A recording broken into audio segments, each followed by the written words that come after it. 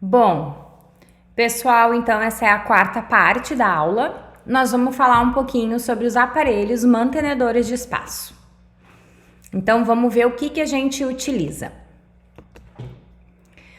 Bom, os aparelhos mantenedores de espaço, eles têm o objetivo então de manter, como o próprio nome já diz, de manter o espaço deixado pela perda de um ou mais dentes de leite.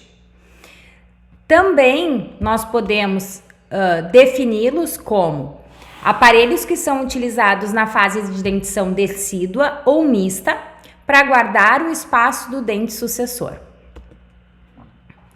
Quais são os requisitos, então, para um aparelho mantenedor de espaço? E depois nós vamos ver os tipos de aparelho. Primeiramente, eles devem preservar o espaço original para o dente sucessor. Eles devem, se possível, reestabelecer a função que foi perdida.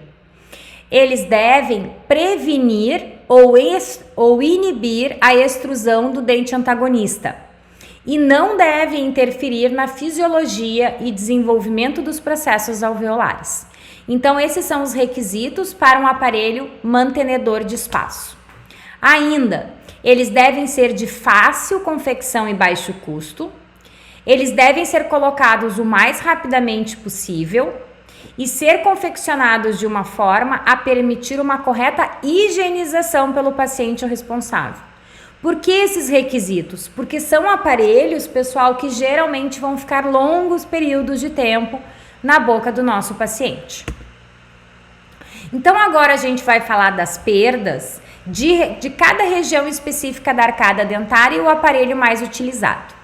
Então, primeiro, se houver perda na região de incisivos decíduos. Então, elas geralmente são causadas ou por cáries ou por traumas. Muito mais comum, né, pessoal, a gente ter trauma na região anterior do que uma cárie e uma superfície lisa. Então, na região de incisivos, algumas considerações. Primeiro, lembrando, nosso paciente, qual é o arco de Balme que ele tem? Ele tem um arco tipo 1, que tem presença de diastemas. O que acontece com esses arcos? Dificilmente os pacientes que têm um arco tipo 1 vão ter problemas nessa região anterior. Os problemas relacionados a essa perda vão ter a relação com estética e função. Qual função?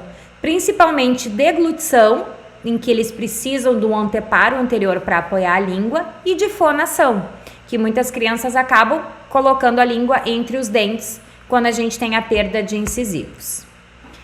Já, na verdade, os pacientes que nós temos um arco tipo 2 de Balme, que é aquele arco que não tem espaços na região anterior, esses pacientes sim têm mais problemas em relação à manutenção do espaço e também vão ter problemas de estética e função. Além disso, precisamos avaliar os padrões musculares, ou seja, como é que está a musculatura peribucal nessa região. É um paciente que tem um lábio hipotônico, ou seja, um lábio que não tem força de fechamento. É um paciente que tem uma língua em posição baixa. Então, todos esses padrões musculares alterados a gente também precisa avaliar.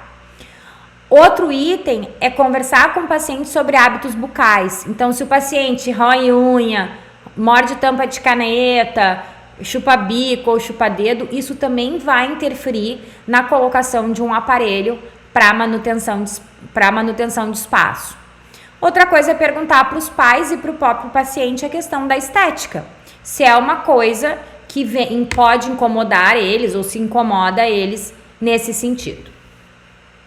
Então, quando há perda generalizada de todos os incisivos, na presença de uma boa oclusão posterior, ou seja, o paciente tem um engrenamento ok, não ocorre a perda de espaço. Por quê? Porque a gente tem os dentes encaixando corretamente na posição e a própria força da oclusão evita que nós tenhamos, então, perda de espaço. Um aparelho muito comum que a gente usa é um aparelho removível, certo? Com dentinhos de estoque confeccionados para o paciente. Então, esse é um paciente que ele tinha 4 anos de idade. Observem no modelo que ele não tinha nem primeiros molares permanentes. E foi um trauma. O paciente caiu e avulsionou os 2 incisivos centrais.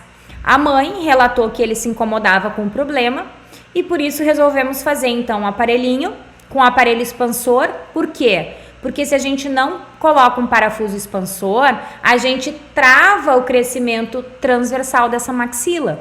Então, geralmente, quando vocês forem colocar na maxila um aparelhinho mantenedor e o paciente estiver em fase de crescimento, idealmente que a gente coloque um parafuso expansor.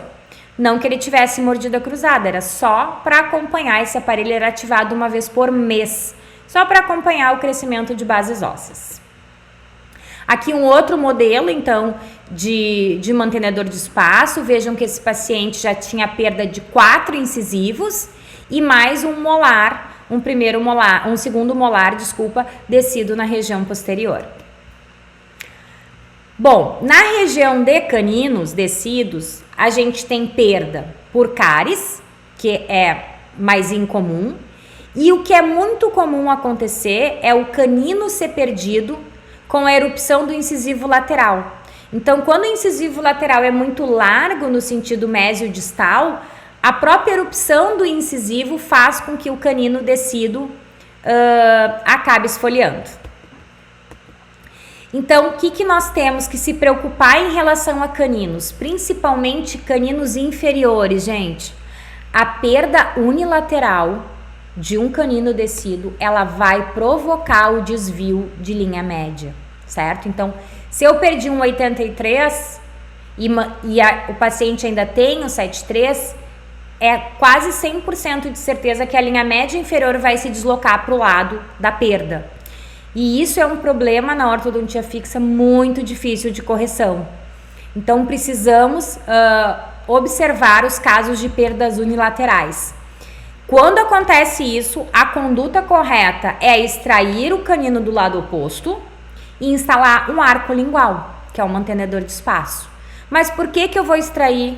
Você vai extrair exatamente para evitar que os dentes se desloquem para o espaço da extração e ocorra o desvio da linha média inferior, certo? Perda, quando a gente tem a perda bilateral dos caninos, nós temos uma inclinação lingual dos incisivos e acontece os incisivos indo para trás, a gente diminui o perímetro do arco, tá? Mas, se eu for escolher qual o problema é mais fácil de resolver, é a diminuição do perímetro do arco, que depois a gente consegue. Agora, desvio de linha média é muito, muito difícil de correção na ortofixa. Então, a mesma coisa, nos casos de perda bilateral, nós também vamos instalar um arco lingual para tentar evitar essa inclinação lingual dos incisivos inferiores. Então, aqui nós temos o arco lingual. Vocês estão vendo do ladinho esquerdo, né? Um paciente que teve várias perdas do lado esquerdo e uma perda do lado direito, então foi instalado um arco lingual. E nos casos em que a gente tem a perda de apenas um dente, pessoal, ao invés de colocar um arco lingual, nós podemos utilizar o banda-alça, que é o modelinho do lado direito da tela. Então, o arco lingual, a indicação dele pode ser para um dente ou mais. Mas quando for apenas um dente, a gente pode escolher o banda-alça. No arco superior, nós não usamos arco lingual, certo? E a banda-alça nós usamos tanto para o arco superior quanto para o inferior. No arco superior, vocês vão ver num slide, para manutenção de espaço, a gente usa o botão de Nance. Bom, quando nós temos perda nas regiões dos primeiros molares, geralmente são causadas por cáries, e a gravidade vai depender da sequência de erupção dos dentes permanentes, da relação que o paciente tem de molar e da idade do nosso paciente. Nessa região, nós utilizamos o banda-alça em casos unitários, como vocês viram no slide anterior, e o arco lingual quando nós temos perdas multi, né? Então, de novo, o arco lingual para perdas de um ou mais dentes e a banda-alça para perdas de um dente apenas. Também podemos utilizar um aparelhinho removível, certo? Para perdas bilaterais, com grampos e dentes de estoque, como a gente viu no primeiro slide. Também podemos fazer uma colagem direta com fio ortodôntico. Então, a gente confecciona um fiozinho grosso, geralmente 0,7 polegadas. Confeccionamos uma dobra para fazer o alívio do rebordo e colamos nos 2 dentes vizinhos. Isso vai impedir, então, a inclinação desses dentes antagonistas para o espaço. Perda na região de segundos molares descidos também é causada por cáries, a grande causa. E a perda do segundo molar, ela promove consequências mais rápidas e mais graves do que a perda do primeiro molar.